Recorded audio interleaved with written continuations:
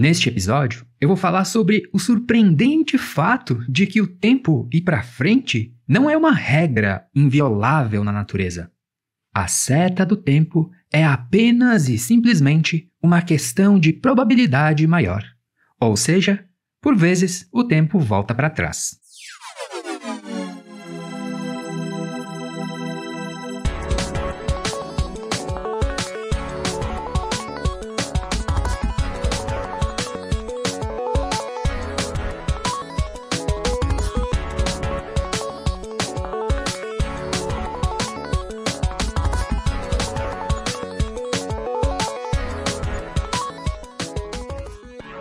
O tempo vai para frente, aparentemente de forma irreversível, não como uma condição inexorável da natureza, mas apenas como uma probabilidade maior. Para entendermos a natureza probabilística da seta do tempo, eu vou reconstruir aqui o argumento dado pelo físico italiano Carlo Rovelli, no livro A Realidade Não É o que Parece. Para começarmos, pensa no oxigênio. O oxigênio é um gás, ou seja, é uma molécula. Imagina essas moléculas de gás como se elas fossem pequenas bolinhas, homogeneamente espalhadas pelo ambiente em que você está agora mesmo. Essa dispersão uniforme dos gases é um princípio importante conhecido como difusão. A dispersão garante uma quantidade adequada de oxigênio para se respirar em qualquer ponto do ambiente. A probabilidade maior é sempre da dispersão homogênea. E isso se deve ao constante choque entre as moléculas no ar. Em analogia, é como quando você coloca pipoca numa panela. E aí então dá uma balançada na panela até que os grãos se espalhem. Por mais intuitivo que o espalhar dos grãos nos pareça, há uma razão que o explica. Quando nós balançamos a panela, os grãos se chocam uns contra os outros, fazendo com que o resultado mais provável seja uma redistribuição equidistante entre todos os elementos presentes naquela superfície. Quando nós balançamos a panela, os grãos se chocam uns contra os outros, fazendo com que o resultado mais provável seja uma redistribuição equidistante. No entanto, a probabilidade maior é que às vezes tenhamos a concentração dos grãos em uma região marginal do recipiente, em um canto da panela. Analogamente, agora voltando a pensar no oxigênio, existe uma pequena possibilidade de que as flutuações aleatórias do ar possam resultar na concentração das moléculas de oxigênio em uma área específica do ambiente diferente da que você está agora mesmo, fazendo com que você fique momentaneamente sem ar.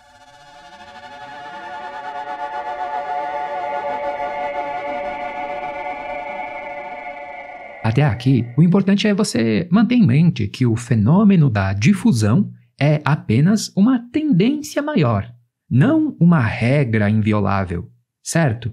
Para começarmos a entender a natureza da seta do tempo, podemos notar que a passagem do tempo está sempre associada às mudanças de temperatura. Isso mesmo, a passagem do tempo está sempre associada ao calor. Mas o que mesmo que é o calor? Calor é quantidade de movimento. O calor se deve à movimentação dos constituintes de um sistema.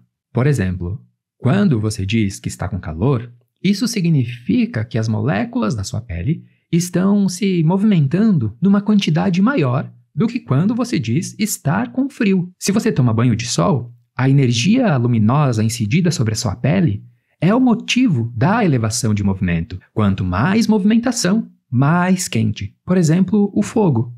Quanto menos movimentação, menos quente. Por exemplo, o gelo. No entanto, nada é intrinsecamente quente ou frio. Como sabemos, as coisas são quentes ou frias, uma em relação às outras, onde o calor sempre se transfere do mais quente para o mais frio. Mas se pergunte, o que determina que tenha que ser assim? Por exemplo, por que uma xícara de chá quente esfria perdendo seu calor para o ambiente? Veja, sendo o calor caracterizado pela quantidade de movimento das moléculas em certa região, no caso do conteúdo de uma xícara de chá, quando dizemos que o chá está quente, é porque as moléculas do chá se movem mais comparado às moléculas do ar ambiente. Mas por que o chá esfria?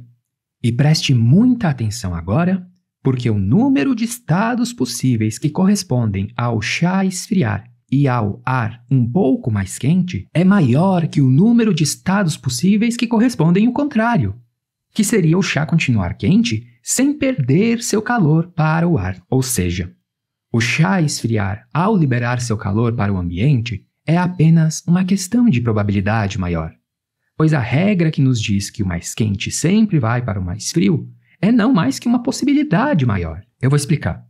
O chá está quente, e isso significa que aquilo dentro da xícara está em maior movimento do que aquilo externo à xícara, certo?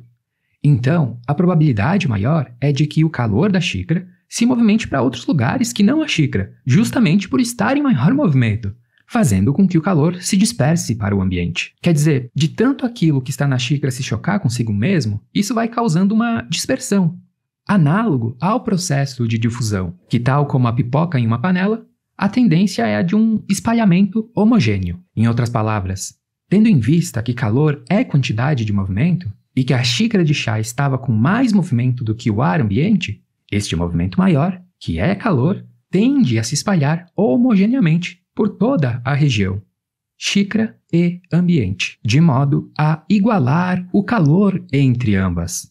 E é por isso que o calor sempre vai do mais quente para o mais frio, porque o número de estados possíveis que correspondem ao chá esfriar e ao ar um pouco mais quente é maior que o número de estados possíveis que correspondem ao contrário, que seria o chá continuar quente sem perder o seu calor. Mas veja, mesmo que o chá esteja mais quente do que o ar ambiente, nada impede que o movimento do ar se mova até a sua xícara, fazendo com que o seu chá esquente ainda mais. Já pensou? Você deixa o seu chá esfriando por uns 5 minutinhos e aí você volta para beber e a xícara está mais quente do que antes. Embora esse seja um evento bastante raro, ele é fisicamente possível. O importante aqui é entender que toda probabilidade maior tem como seu contrário a necessidade de que, por vezes, a probabilidade menor também aconteça. E entender isso depois vai nos permitir entender em que sentido, por vezes, o tempo volta para trás.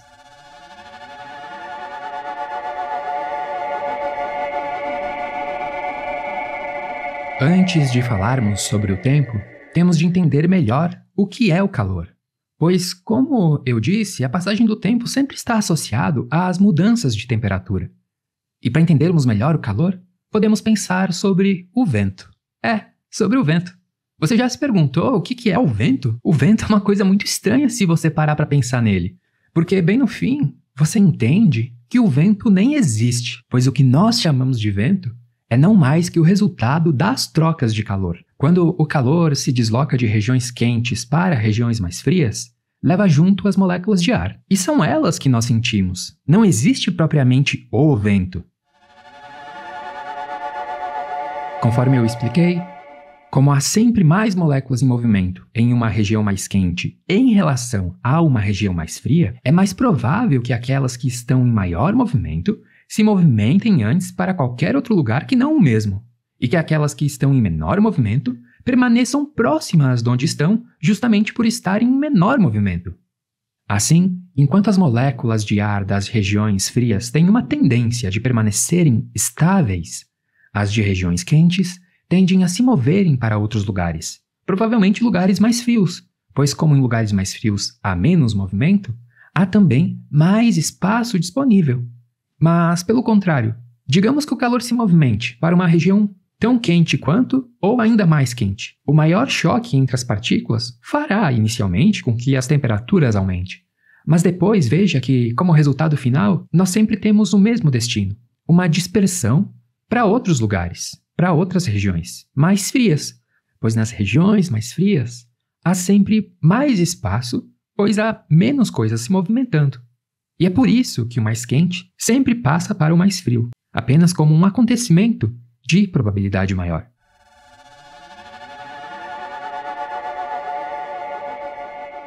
Eu pensei aqui em outra analogia que talvez nos ajude a entender essa questão. Imagina uma mesa de sinuca. As bolas na mesa, assim como as moléculas no ar, chocam-se e tendem a parar em locais onde não há movimento.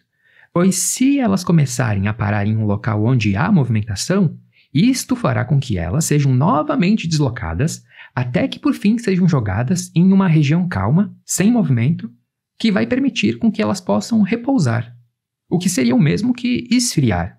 Se pensarmos no movimento como análogo ao calor, entenderemos a espontaneidade natural do calor para o frio, similar a dizer que há uma espontaneidade do movimento para o repouso. E isso explica a atividade do vento. O vento é essa movimentação do calor de regiões mais quentes para regiões mais frias. Isto é, de regiões onde havia mais movimento para regiões que há menos movimento.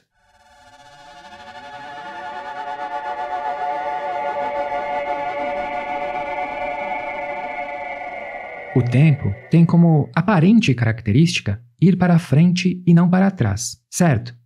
Então, será que seria essa aparente irreversibilidade o que caracteriza a temporalidade? Vamos investigar isso. Os fenômenos ligados à passagem do tempo, do passado para o futuro, sempre envolvem perda de calor. Mantenha isso em mente. Passado para o futuro, a ordem comum do tempo envolve perda de calor. Se você filmar eventos e depois os assistir em ordem comum, vai notar acontecimentos perfeitamente possíveis. Quer dizer, acontecimentos que não contrariam a sua intuição. Mas de onde é que vem essa intuição? Essa intuição vem do fato que nossa espécie evoluiu em um ambiente onde, na maioria das vezes, a passagem do tempo, que é caracterizada pela transformação das coisas, envolve perda de calor. Quer ver? Pensa no seguinte. Imagina que você filme uma pedra sendo jogada para o alto. A pedra sobe e depois volta a descer. Mas agora, se você assistir esse filme ao contrário, você vai ver uma pedra pulando sozinha a partir do chão. E você vai julgar que isso é impossível. Mas por que você julga que isso é impossível? Eu vou explicar. Uma pedra que está no alto tem energia potencial, certo? Quando a pedra chega ao chão, essa energia é perdida, esquentando o chão onde ela caiu. A energia é transformada em calor. E é nesse preciso momento em que se perde calor que ocorre um fenômeno irreversível. Um fenômeno que nos faz intuitivamente entender qual deveria ser a ordem certa da seta do tempo.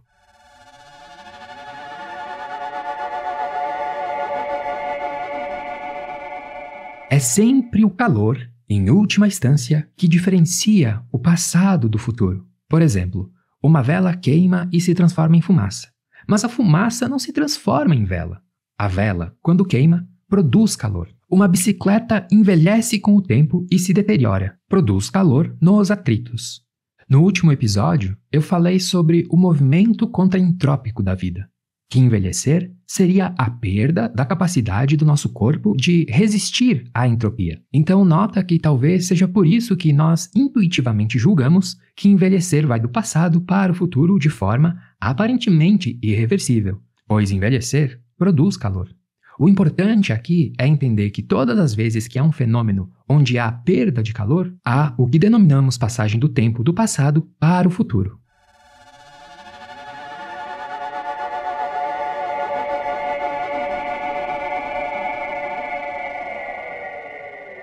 Você deve lembrar que entropia é a tendência das coisas a evoluírem de estados organizados a estados mais desorganizados conforme o tempo passa. Então, a gente pode entender que o tempo passa porque a entropia aumenta. E como eu expliquei no episódio anterior, a entropia aumenta porque, conforme o tempo passa, as chances são sempre muito maiores de que algo se desorganize do que consiga se manter organizado.